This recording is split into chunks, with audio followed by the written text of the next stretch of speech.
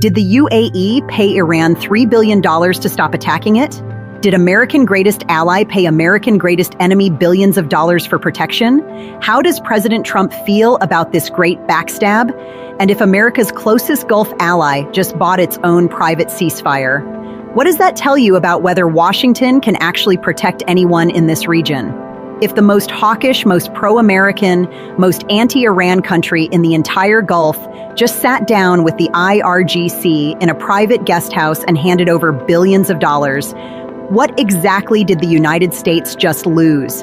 And if Iran now has every Gulf state coming to it for protection instead of going to Washington, who actually won this war? Here is what we know. Here is what they're denying. And here is why it changes everything. Good afternoon and good evening, and welcome to the Madison Brief. I'm Madison Schaefer, and here we go beyond the headlines to separate fact from speculation, context from controversy, and breaking news from political noise. On June 12, 2026, Reuters dropped a bombshell.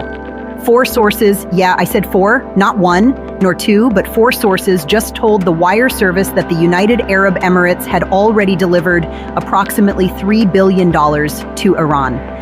Not as aid, not as a humanitarian gesture, as payment, in exchange for Iran stopping its missile and drone attacks on UAE soil. 2 of those sources said the total agreement would reach $10 billion. 2 others put the number even higher at $20 billion. The full sum reportedly is what Iran demanded to stand down from one of the most ferocious aerial assault campaigns any Gulf state has ever experienced. The UAE's response was immediate, categorical, and forceful.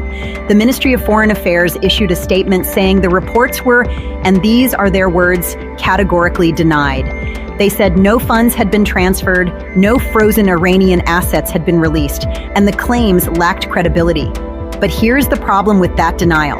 The same UAE official who denied the transfer also said Abu Dhabi was seeking to reduce tensions and support regional stability. You don't seek to reduce tensions with a country you're calling a liar in the same breath. That's not how denials work. That's how cover stories work.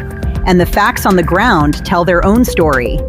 Because when Reuters broke this report, the UAE had not been struck by Iran in over a month.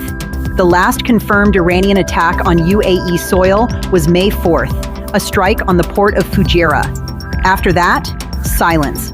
While Bahrain was being hit, while Kuwait was being hit, while Jordan was being hit. The UAE, the most targeted Gulf state for the entire first phase of the war, suddenly became untouchable. Coincidence? Or a $3 billion private ceasefire?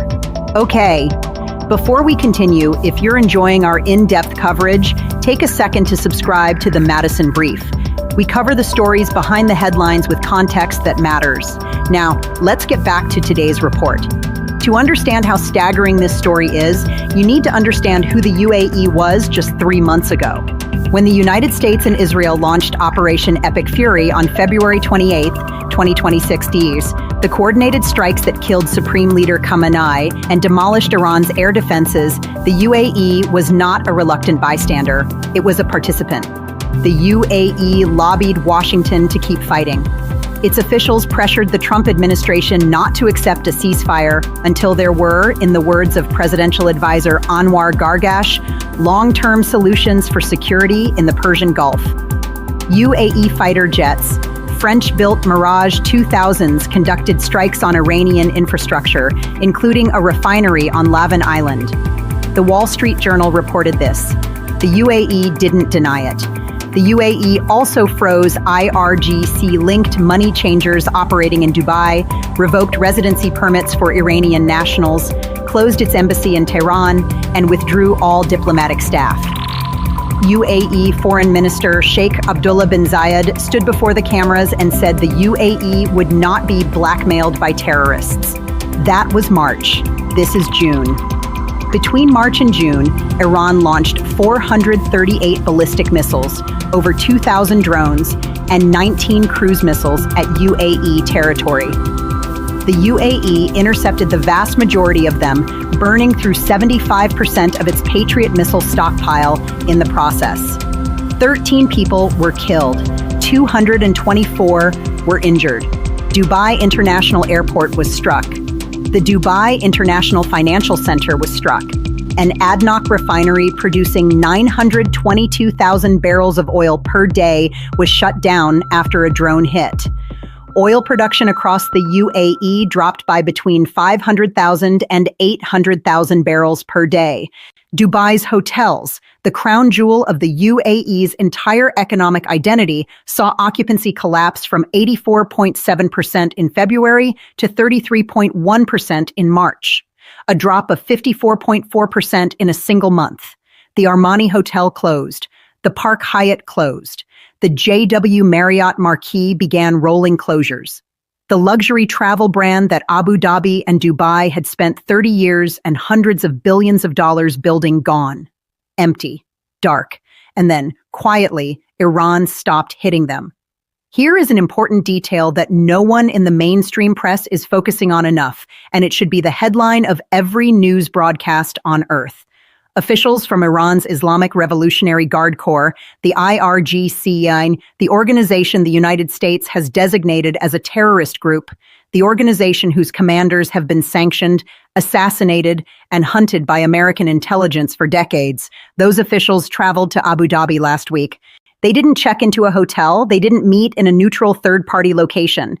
They stayed at the private guesthouse of Sheikh Tahnoun bin Zayed al-Nahyan, the UAE's national security advisor, the deputy ruler of Abu Dhabi, one of the most powerful men in the entire Gulf. He hosted them, personally, in his home, and a former U.S. intelligence official told Middle East Eye something devastating about this. Given the depth of Washington's intelligence networks in the Gulf, it would be virtually impossible for the United States not to know that this meeting was happening. They knew. And they said nothing, because they couldn't stop it.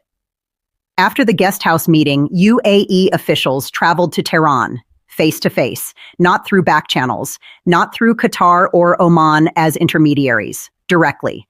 UAE diplomats sitting across from senior Iranian officials, negotiating the terms of a private bilateral arrangement that cuts Washington out of the equation entirely. When the UAE foreign minister said in March that his country would not be blackmailed by terrorists, so what changed? Nothing changed about Iran. Iran is the same Iran. The IRGC is the same IRGC. What changed is that the UAE looked at its burning airports, its empty hotels, its depleted Patriot stockpiles, and its oil fields running at a third of capacity and made a calculation. A cold, ruthless, rational calculation. That Washington could not shield them. That the war the United States started was destroying them. And that they needed to buy their own exit. So they did. Let's talk about the money spent and lost, guys. Because the numbers here tell a story that is more damning than any political analysis. Reuters could not definitively determine whether the $3 billion already delivered came from UAE sovereign funds, meaning Abu Dhabi's own money, or from long-frozen Iranian assets held in UAE banks. This distinction matters enormously. If it's UAE sovereign money, this is Abu Dhabi writing a check to the IRGC. Simple, unprecedented, extraordinary. If it's frozen Iranian assets, money that Iran had deposited in UAE banks before the war, money that the UAE had been holding under pressure from Washington, then the UAE just quietly unfroze sanctions-evading funds that the entire Western financial architecture spent years trying to contain. And they did it without telling Washington. Or rather, and this is the darker reading, they did it with Washington's silent awareness, because it gave the Trump administration the ability to say, we didn't pay Iran. The UAE did. One source told Reuters directly that the arrangement was structured precisely to give Trump this political cover. Iran gets its money. The Trump administration doesn't have to defend paying a ransom to a country it just went to war with. And the UAE becomes the financial intermediary for a peace deal that Washington needed, but couldn't publicly fund. If that's true, this isn't just the UAE buying its own ceasefire.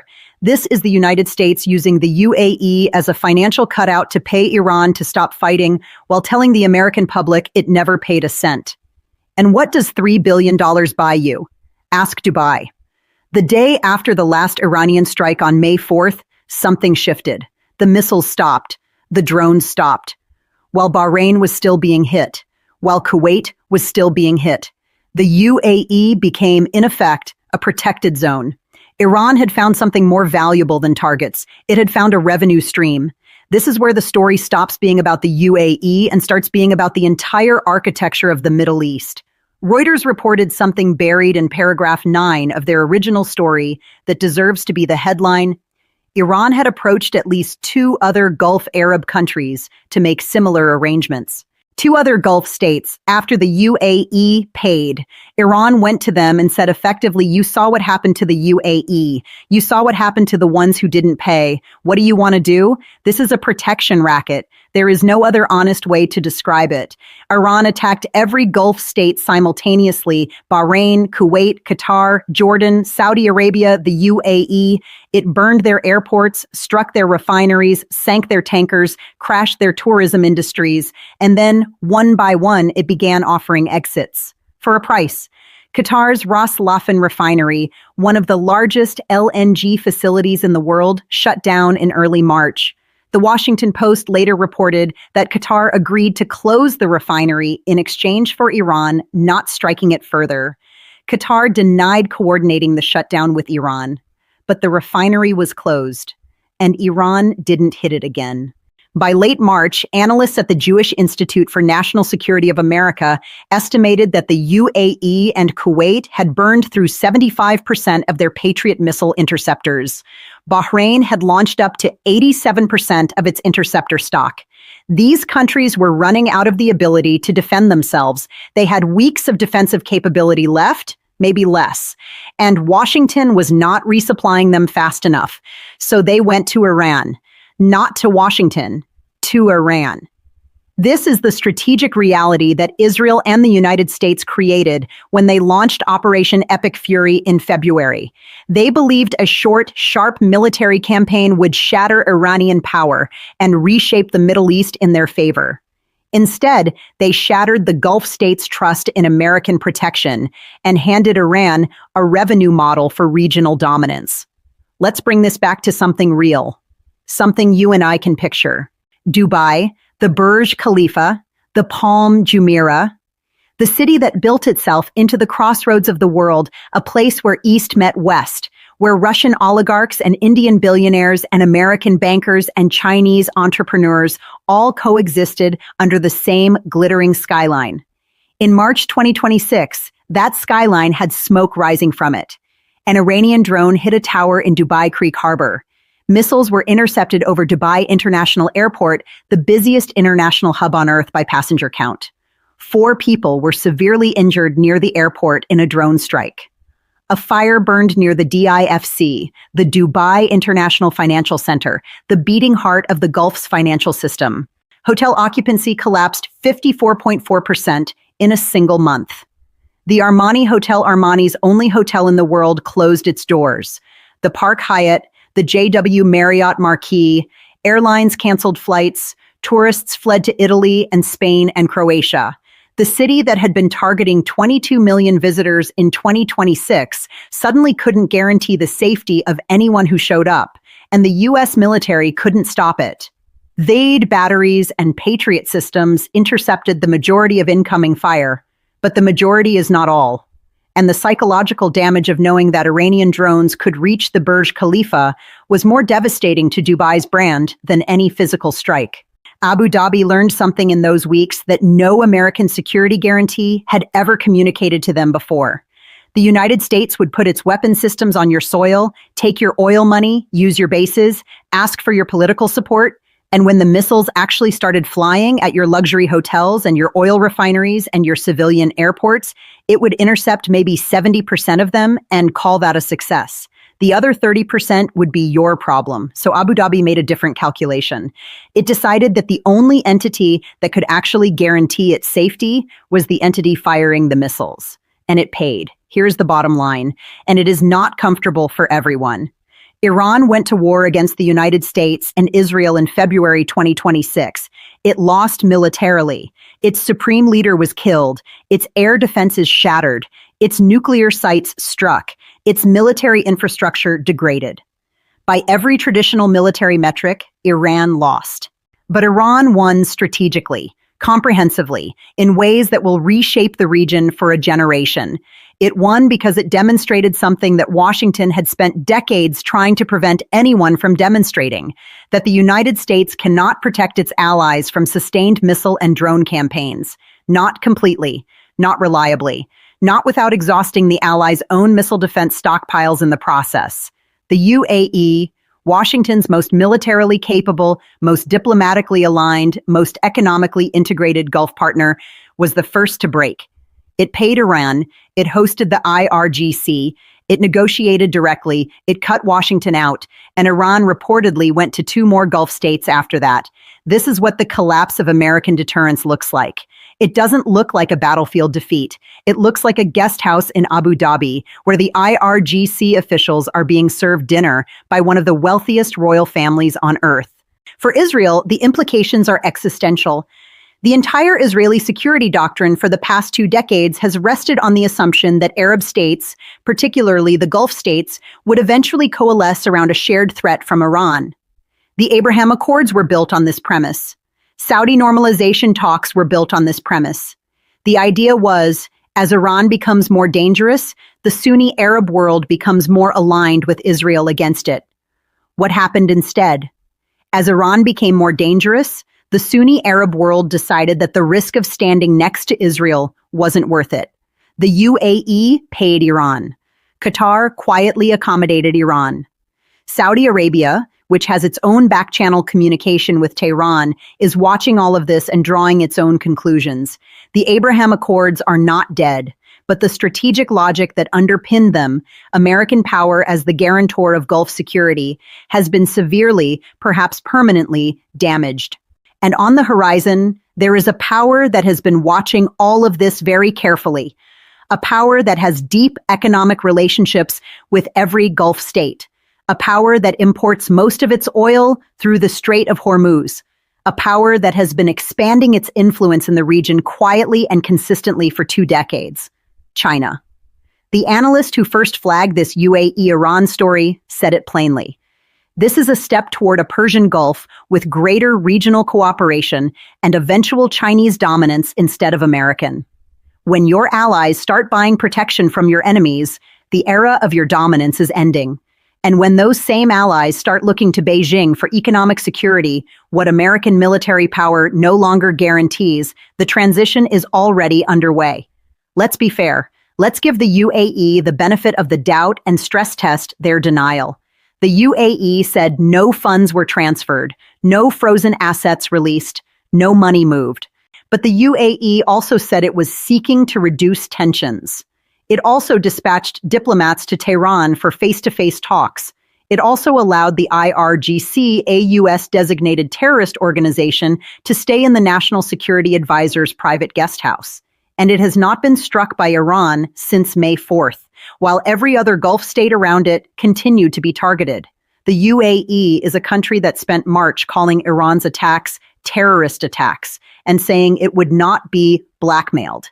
It is now hosting the organization behind those attacks for private dinners and bilateral negotiations. That is not tension reduction. That is capitulation dressed in diplomatic language. And the financial architecture of what Reuters described is not simple to fake or misreport. 4 sources, 2 regional, 2 with direct knowledge of the financial mechanism, numbers consistent across multiple outlets, Al Jazeera, Times of Israel, Middle East Eye, Iran International, Fox News, I-24. The denials are political. The reporting is sourced. The most honest reading of the UAE's denial is this. They cannot publicly confirm the payment because doing so would destroy their relationship with Washington, validate Iran's coercive strategy, and invite every other country in the region to try the same thing with the next attacker. The denial is not about the truth. The denial is about the consequences of admitting the truth. Here's the question. Nobody wants to answer. Iran launched a war in February 2026. It lost the military battle. It watched its supreme leader die in the opening strikes. It watched its air defenses fall. It watched its nuclear sites get hit. And then, while the dust was still settling, it figured out something that no Pentagon planner apparently modeled. that you don't have to win the military war if you can win the economic war, that you don't have to defeat your enemy's weapons if you can make your enemy's allies decide that buying you off is cheaper than the cost of defending themselves. Iran turned its missiles into an invoice, and the UAE paid it. The question that should be asked in every capital city in the world tonight is not whether the UAE paid $3 billion or $10 billion or $20 billion. The question is, what does it mean when the most capable, most American-aligned, most militarily sophisticated Gulf state looks at the U.S. security guarantee, with all its aircraft carriers and Patriot batteries and THAAD systems and B-52 bombers, and decides that writing a check to the IRGC is still a better deal? It means the deal America has been offering the Gulf for 50 years just got repriced, and Iran set the new price. Share this if you think the world deserves to understand what just happened. Thanks for watching the Madison Brief. If you found this report informative, subscribe, like the video, and turn on notifications so you never miss our latest analysis. I'll see you in the next briefing.